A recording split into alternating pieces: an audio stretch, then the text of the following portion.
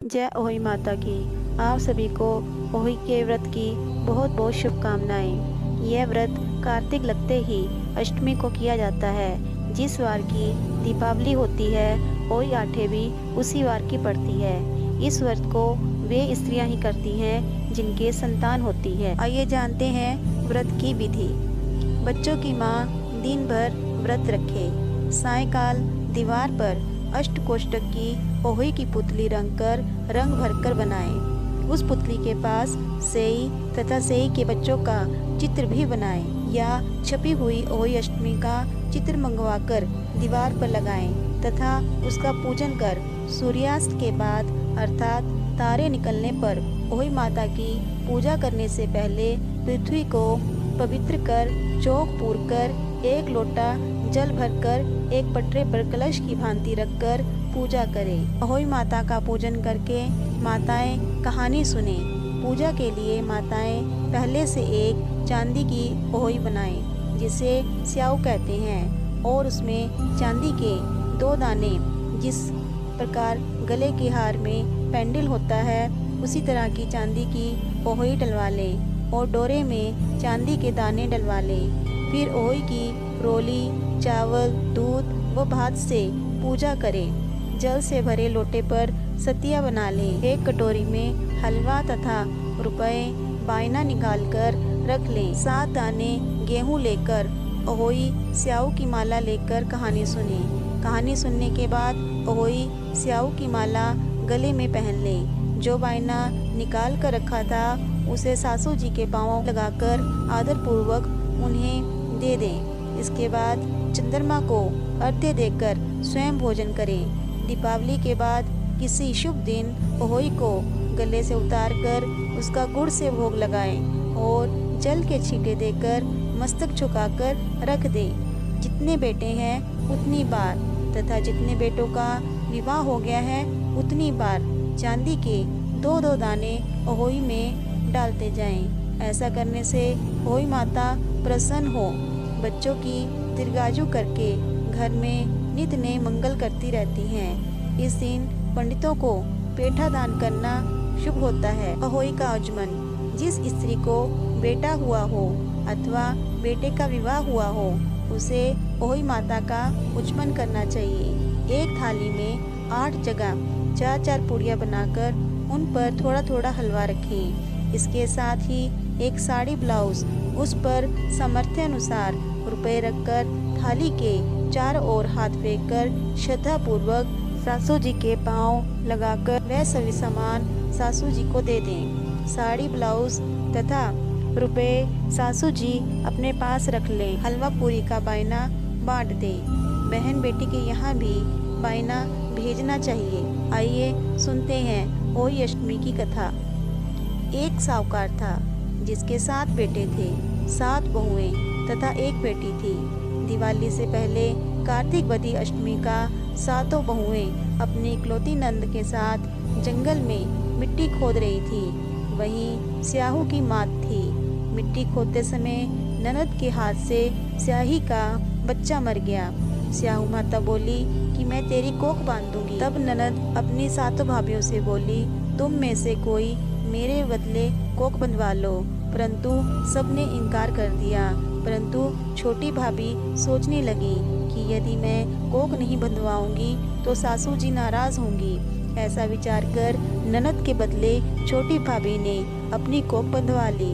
इसके बाद जब उससे जो लड़का होता वो 7 दिन बाद मर जाता। एक दिन उसने पंडित को बुलाकर पूछा, मेरी संतान 7वें दिन क्यों मर जाती है? तब पंडित ने कहा कि तुम सुरही गाय की पूजा करो। काली गाय स्याहू माता की भाईली है। वह तेरी कोख छोड़े तब तेरा बच्चा जिएगा। इसके बाद से वह बहू प्रातः काल उठकर चुपचाप काली गाय के नीचे सफाई आदि कर जाती है। गौ माता बोली कि आजकल कौन मेरी सेवा कर रहा है, सो आज देखूंगी। गौ माता खूब तड़के उठी। क्या देखती है कि एक साहूकार के बेटे की बहू उसके नीचे सफाई आदि कर रही है। गौ माता उससे बोली, मैं तेरी सेवा से प्रसन्न हूँ, इच्छा अनुसार जो चाहे मांग लो। तब साहूकार की बहू बोली कि स्याहू माता तुम्हारी भाईली है और उसने मेरी कोख बांध रखी है, सो मेरी कोख खुलवा दो। गौमाता ने कहा, अच्छा। अब तो गौमाता 7 समुंदर पार अपनी भाईली के पास उसको लेकर चली। रास्ते में कड़ी धूप थी, सो वे दोनों एक पेड़ के नीचे बैठ गई। थोड़ी देर में एक सांप आया और उसी पेड़ पर गरुड़ पंखनी का बच्चा था। सांप उसको डसने लगा। तब साहूकार की बहू ने सांप मारकर ढाल के नीचे दबा दिया और बच्चों को बचा लिया। थोड़ी देर में गरुड़ पंखनी वहां आई। उसने खून पड़ा देखकर साहूकार की बहू को चोंच मारने लगी। तब साहूकारनी बोली, मैंने तेरे बच्चे को नहीं मारा, बल्कि सांप तेरे बच्चे को डसने आया था। मैंने तो उससे तेरे बच्चे की रक्षा की है। यह सुनकर गरुड़ पक्षी बोली कि मांग, तू क्या मांगती है? वह बोली, 7 समुंदर पार स्याऊ माता के पास पहुंचा दे। गरुड़ पंखनी ने दोनों को अपनी पीठ पर बैठाकर स्याऊ माता के पास पहुंचा दिया। स्याऊ माता उन्हें देखकर बोली, बहन बहुत दिनों में आई। फिर कहने लगी कि मेरी बहन मेरे सिर में चूं पड़ गई है। तब सुरही के कहने पर साहूकार की बहू ने सिलाई से उनकी जुएं निकाल दी। इस पर स्याऊ माता प्रसन्न होकर बोली कि तुमने मेरे सिर में बहुत सिलाई डाली है, इसलिए तेरे 7 बेटे और 7 बहू होगी। वह बोली, मेरे तो एक भी बेटा नहीं है, 7 बेटे कहाँ से होंगे? स्याऊ माता बोली, वचन दिया, वचन से फिरूं तो धोबी के कुंड पर कंकरी हूँ। जब साहूकार की बहू बोली, मेरी कोख तो तुम्हारे पास बंद पड़ी है। यह सुनकर स्याऊ माता बोली, तूने मुझे ठग लिया। मैं तेरी कोख खोलती तो नहीं, परंतु अब खोलनी पड़ेगी। जा, तेरे घर 7 बेटे और 7 बहुएं मिलेंगी। तू जाकर उजमन करियो, 7 ओही बनाकर 7 कढ़ाई करियो। वह लौटकर घर आई तो देखा 7 बेटे 7 बहुएं बैठी हैं। वह खुश हो गई। उसने 7 ओही बनाई, 7 उजमन किए तथा 7 कढ़ाई की। रात्रि के समय जेठानियाँ आपस में कहने लगी कि जल्दी जल्दी नहाकर पूजा कर लो, कहीं छोटी बच्चों को याद करके रोने न लगे। थोड़ी देर में उन्होंने बच्चों से कहा, अपनी चाची के घर जाकर देख कर आओ कि वह आज अभी तक रोई क्यों नहीं। बच्चों ने जाकर कहा कि चाची तो कुछ मान रही है, खूब उजमन हो रहा है। यह सुनते ही जेठानियाँ दौड़ी दौड़ी उसके घर आई और जाकर कहने लगी कि तूने कोख कैसे छुड़ाई? वह बोली, तुमने तो कोख बंधाई नहीं, सो मैंने कोख बंधा ली थी।